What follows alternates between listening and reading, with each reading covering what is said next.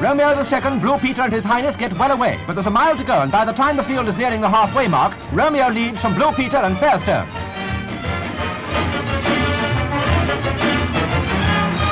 Then Blue Peter, taking over, is followed by Admiral's Walk and Fairstone. He comes home at a strong pace to win from Admiral's Walk by half a length.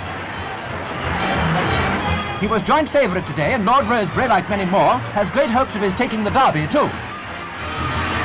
The general excitement of the mere humans increases, but the favourite himself is quite unmoved.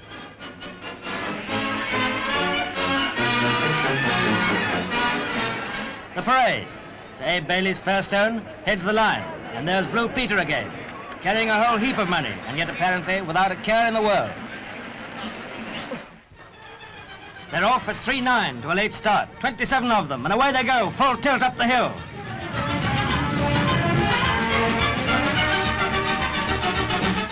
After a furlong, Larchfield, an outsider, jumps into the lead, and he takes the rails, closely followed by Heliopolis, Ortiz, Fairfax, with Buxton on the outside. And where's Blue Peter?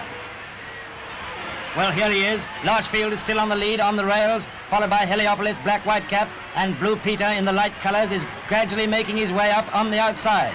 And so they come past the gorse bushes onto the gentle slope down to Tattenham Corner, with Blue Peter just being ridden on the bit, beautifully ridden by E. Smith. Watch his hands, watch that jockey's hands as he comes up into third place. Beautifully ridden.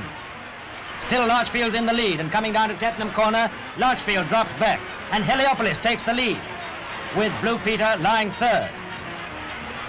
As they come round the corner into the straight, Heliopolis takes a clear lead with Larchfield beaten, and Blue Peter comes up to challenge Heliopolis. He comes up on the outside, he masters Heliopolis, and he goes away into the lead. Blue Peter, the favourites, into the lead coming up the straight, followed by Heliopolis, Casanova, Atu Matron, who hoops on the outside, Ortiz and Hypnotist.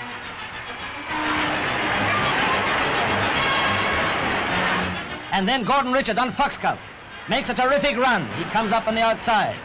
He passes two of them. He comes up and he challenges Casanova. He masters Casanova and he challenges Heliopolis. He beats Heliopolis to it, but in the meantime, Blue Peter, ridden easily, absolutely walks away from the field. And he wins comfortably by 4 lengths, with Foxcove second and Heliopolis third. A great race, and Lord Rosebery's success is most popular. And now the Derby's over. Blue Peter still seems quite unconcerned. I suppose that he knew that he could do it. In the paddock, Blue Peter, winner of the 2,000 guineas in the Derby, looks all over a champion. There are only 8 runners, and Major Robertson sends them away on their 1 1/4 mile journey at the first attempt. Meadow is badly away, and Challenge goes quickly into the lead. He settles down half a length in front of Landaff. Disney lies third, Scottish Union fourth, with Portmarnock and Blue Peter close up. Meadow and Glenlone are the whippers in, and this is the order for the first quarter.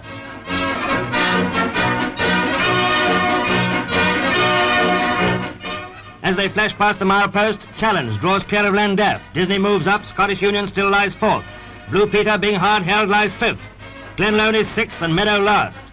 As they start the turn for home with 5 furlongs to go, Landaff falls back. It's still Challenge in the lead from Disney, Scottish Union, with Blue Peter fifth and Glenlone moving up rapidly.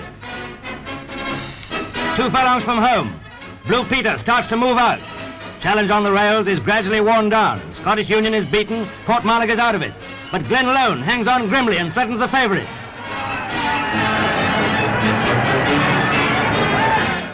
If Smith has to show Blue Peter the whip for the first time in his racing career, but it's enough. He lengthens his stride and gradually drawing clear of Glenlone, Blue Peter, the favourite, goes on to win the Eclipse by 1 1/2 lengths. And so Lord Rosebery leads in the horse that in 4 races has won him £32,000.